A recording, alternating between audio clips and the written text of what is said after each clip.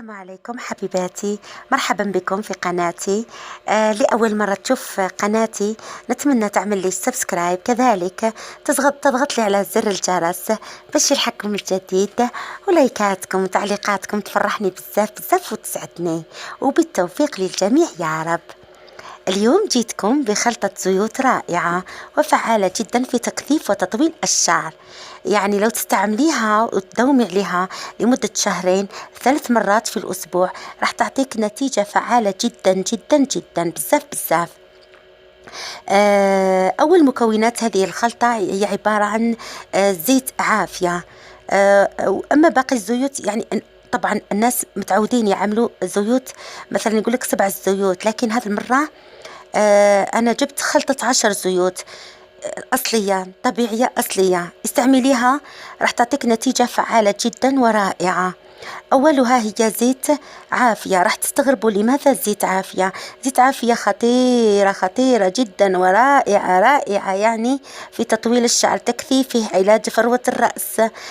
يعني لن تصدقوا أنها جد فعالة، يعني حتى تجربوها، لأنها مصنوعة من مكونات نباتية، إما عباد الشمس أو الذرة. وطبعا المادة النباتية رائعة يعني للشعر. طبعا ما تستعملوش القنينة كامل، ربع لتر فقط، يعني لأنه زيت عافية هي اللي تأخذ النصيب الأكبر في هذه الزيوت، ربع لتر فقط. الزيت الثانية هي زيت تريشوب. زيت تريشوب معروفة في تطويل الشعر، في تكثيفه، يعني الهنديات يستعملونها لأنها من خلاصة زيت السمسم، كذلك من خلاصة زيت جوز الهند. رائعة في التطويل، في التكثيف، تعالج وتقوي فروة الرأس، خصوصا لما تكون أصلية. وضروري ضروري تكون الزيت هذه تشترونها أصلية من بائع، يعني يجيبها من محل ثقة، لأنها راح تساهم لكم في تدعيم هذه وتعزيز هذه الخلطة، خلطة الزيوت هذه. أي وحدة تعاني من تقصفات، تعاني من شعر متضرر تعبان مثلا، ما يطولش، لا يطول، هذه الزيوت راح تخليك تعطيك شعر مثالي. كذلك عندنا زيت الجدايل. زيت الجدايل معروفة بخصائصها، لأنها تحتوي على العديد من العناصر الطبيعية التي تساعد في تنعيم أطراف الشعر الجافة وجعله ناعم وقوي وصحي. يعني زيت الجدايل صحيح غالية، لكن فيكم تشتروا القنينة الصغيرة. أنا نحب دائما نأتيكم بالمكونات البسيطة اللي موجودة، يعني في متناول الجميع. اشتروها زيت وراء الثانية، يعني قنينة وراء الثانية تدريجيا حتى تجمعوا جميع الزيوت ثم اصنعوا الخلطة. الزيت الموالية هي زيت دابر أملة. طبعا زيت دابر أملة معروفين الهنديات، يعني أنهم يكبكبونها كبكبة على شعرهم، يعني تعطيك طول، تعطيك لمعان، تعطيك بريق، تعطيك شعر جذاب. الأصلية طبعا زيت الجدايل وزيت دابر آملة، يعني لهما فعاليتهما رائعة في تطويل الشعر ومعالجة الأطراف والتقصفات. عندنا كذلك زيت جوز الهند، وكذلك عندنا زيت الجوجوبا. زيت الجوجوبا تمنع التساقط، يعني رائعة. كذلك زيت جوز الهند تعالج فروة الرأس، تمنع القشرة، تحارب القشرة، تعالج الشعر، تزيد في طوله، يعني رائعة زيت جوز الهند للشعر، رائعة، تغذيه، تغذي البصيلة. كذلك زيت الجوجوبا يرطب بشكل جيد فروة الرأس وبصيلات الشعر ويجعلها قوية وكذلك يعني وصحية، وبهذه الطريقة يساعد على التقليل من التساقط. زيت الجوجوبا يعني رائع، ضروري لهذه الوصفة اشتروا القنينة الصغيرة بهذا الحجم. الزيوت تشترونها بهذه الطريقة اللي راكم تشوفوا فيها في الفيديو. الزيت الموالية هي زيت اللوز. طبعا زيت اللوز معروف في فائدته للشعر، يحسن الدورة الدموية لفروة الرأس، يعالج تساقط الشعر لأنه يحتوي على الفيتامين B6. B6 المعروف بقدرته على تحسين نمو الشعر ومكافحة التساقط كذلك. يعني كافح التساقط، يعني هذا الخلطة ضد التساقط، يعني تعالج لكم التساقط. أما هذا الزيت اسمه زيت السمسم. زيت السمسم كذلك معروف فائدته للشعر وللرأس. يمنح الشعر لون داكن، يعالج الشيب المبكر. وكذلك زيت الخروع. زيت الخروع له خصائص تجديد، يساعد في نمو الشعر عن طريق زيادة الدورة الدموية في فروة الرأس، لذلك هو يساعد على تحسين تدفق المواد الغذائية على الشعر ومساعدته على النمو.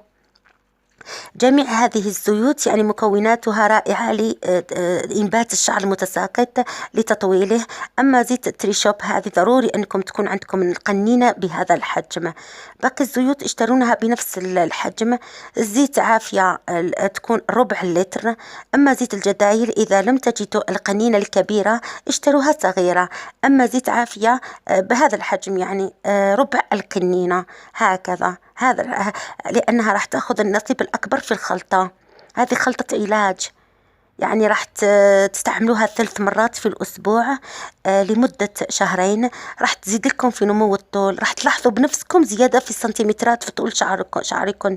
لكن لازم تتبعوا الطريقة إلى الأخير. راح نعلمكم كيف تحصلوا على شعر يطول في أقرب وقت، يعني في أقرب مدة. تجمعي هذه الزيوت واحدة تلو الأخرى، يعني حتى تتحصلي عليها كلها، ثم اصنعي الخلطة. تأخذي مكيال مثلا كأس شاي، أو تأتي بإناء غامق هكذا، وتبدأي تفرغي فيه الزيت تلو الأخرى. أولا تأخذي زيت التريشوب. زيت التريشوب أنا كنت حطيت لها فصوص من الثوم لأعززها، يعني مبشورة في المبشرة الرقيقة لأعززها، لأنها زيت أصلية يعني مصنوعة في الهند. أنا كنت وصيت عليها، اشتريتها من الخارج، يعني جابوا لي إياها واستعملت منها. أنتم لازم تكون القنينة مملوءة، يعني اشتروها من محل ثقة. زيت الجدايل كذلك لازم تكون أصلية. فيكم تشترون القنينة الصغيرة. زيت الجدايل ليش شرط تكون كبيرة القنينة. زيت عافية ربع اللتر. خذوا كمية، مثلا تشترون قنينة ب1 لتر، خذوا فقط ربع اللتر هكذا، أفرغوه في القنينة. رائعة زيت العافية، تحتوي على خلاصة النباتات، أما عباد الشمس أو الذرة، يعني مفيدة للشعر، نبات يعني الذرة حبوب الكاملة. كذلك زيت دابر آملة. الهنديات يعني مشهورات باستعمالهن لهذه الزيت. لازم تكون القنينة بهذا الحجم، ليس حجم كبير، المهم حجم متوسط هكذا، وتكون أصلية. أنا كنت استعملت منها، لكن حبيت نوريكم الوصفة لأنها تفيد كذلك. أنا هذه الخلطة راح نستعملها كذلك. نضيف كذلك زيت الخروع.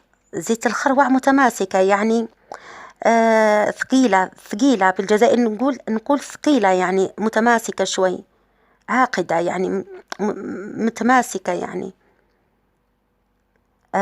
مفيدة زيت الخروع للشعر، يعني تغذيه، يعني تساعد على النمو والأماكن الفارغة في الشعر، تنبت الشعر. أما زيت الجدايل تعالج لكم الأطراف، يعني تساعد في الطول. لما الشعر يكون مغذى من البصيلة راح يطول. زيت الجدايل راح تساهم في طوله، لأنها تعالج تقصف الشعر على الأطراف، ترطبها، يعني لأنها لها عناصر تقوي الشعر الجاف. كذلك نضيف باقي الزيوت كلها زيت تلو الأخرى. وطبعا هذا الخلطة فيكم تضيفوا لها سنات من الثوم لتعززونها، لأن الثوم يمنع التساقط، يحارب تساقط الشعر، ويغذي البصيلة، يغذيها ويجعل الشعر ينبت من جديد. زيت الجوجوبا كذلك تمنع التساقط، راح تساهم في تدعيم هذه الخلطة. كذلك الزيوت الباقية استعملوها بطريقة صحيحة. هذا الزيت راح تتحصلوا على نتائج رائعة، ولكن كذلك بشرط لازم تكونوا قصيتوا أطراف شعركم، يعني في الجزائر نسميها إيغاليزاسيون، يعني تقاليزيو شعركم، يعني تقصون الأطراف. المرة الجاية نعمل لكم فيديو كيف تقصي الأطراف بطريقة صحيحة، أطراف الشعر، لكي ينبت، يعني ينهمر، ينبت أكثر فأكثر مع استعمال هذه الزيوت. والشامبو كذلك لازم يكون شامبو صحي، خصوصا شامبو جانسون، راح يعطيكم يعني فعالية رائعة للشعر، يعطيه جمال. يعني قلت لكم تستعملوا المكيال أو هكذا تكبوا القنينات عليه. أنا زيت هون زيت جوز الهند عاقدة شوي جامدة، لأني أسكن في منطقة باردة جدا، إضاب عليا، مدينتي سطيف. ضيفوا سنة ثوم إذا أمكن، يعني اللي حبت، لأنها تعزز لها الوصفة الخلطة هكذا. مثل ما قلت لكم زيت جوز الهند تجمد شوي، يعني جامدة شوي، لأن مدينتي لساتها باردة للحين. يعني المدافئ إحنا لسه مشغلينها للحين، يعني مش تشتغل المدافئ. نحضر، يعني شوف الزيوت دائما لما تشترونها تكون في قنينات قاتمة. أنتم ملاحظين هذا الشيء؟ ضروري لازم تحطونها في قنينة زجاجة قاتمة، قاتمة اللون، يعني غامقة فونسي هكذا، لكي تحتفظ بالزيوت الطيارة اللي فيها ولا تفقدها. نضع في قنينة كبيرة، والباقي الزيت الباقية نضعها في هذيك العلبة اللي تأتي مع الصبغات هذيك، أو قنينة كاتشوب، لأنها راح تفرغ لكم الزيت بطريقة بطيئة على الفروة هكذا. تملؤونها، وكلما تنتهي تملؤون فيها مرة ثانية، يعني كل ما تخلص تزيدوا تعمروها. هذه باللهجة الجزائرية.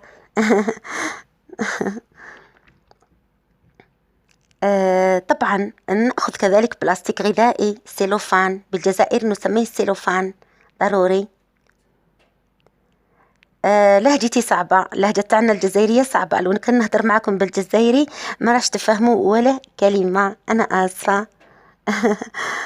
بون، نجي وضعية هكذا، نفرغ الزيوت بالطريقة هذه على فروة الرأس من القفا، ونأتي إلى الأمام تدريجيا هكذا من القفا بهذه الأسلوب. استعملوا هذه القنينة، واللي ما عندهاش هذا النوع من القنينات تأتي قنينة كاتشوب، راح تساهم لها هكذا، تملأ جميع فروة الرأس بالزيت بقطرات متواصلة حتى الأطراف، تشبعون الزيت، تشبعونه، يعني تغمرونه بالزيت. الشعر كله لازم يتشبع من هذه الزيوت، لأنها خلطة علاج رائعة. قلت لكم يعني تكون القنينة هذه في مكان قاتم، مخبية، وتستعملوا القنينة الثانية كل ما تنتهي تملئونها مرة ثانية. هنا تأتي الأهم نقطة، أهم مرحلة، تأخذي وضعية السجود هكذا، تستعملين تدليك بأطراف الأصابع وليس بالأظافر، تدلكين فروة رأسك مدة 5 دقائق على وضعية السجود. أكرر وأعيد صديقاتي، على وضعية السجود، لكي يتدفق الدم إلى الرأس وتجري الدورة الدموية على البصيلات جميعا، والبصيلة تتغذى من الزيت والدورة الدموية تنهمر. راح يعزز لكم هذا الشيء ويعطيكم نتائج فعالة جدا. راح تتعزز البصيلة، راح تتغذى جيدا لما يتدفق الدم إليها، تتغذى بالزيت والدم راح يجري، يعني راح تعطيكم النتيجة الفعالة. على وضعية السجود، أركز وأعيد 5 دقائق فقط، ثم تجلسي عادي. تجمعي شعرك إلى الوراء، مثلا تعملي ضفيرة، أو هكذا تجمعي، لا تضعي مثلا لاستيك أو شوشو، مثلا بالجزائر نقول شوشو، لا تضعي شيء، اتركي شعرك هكذا متشبع بالزيت وملموم، يعني هكذا عادي، ما تحطي له ولا ماسك للشعر.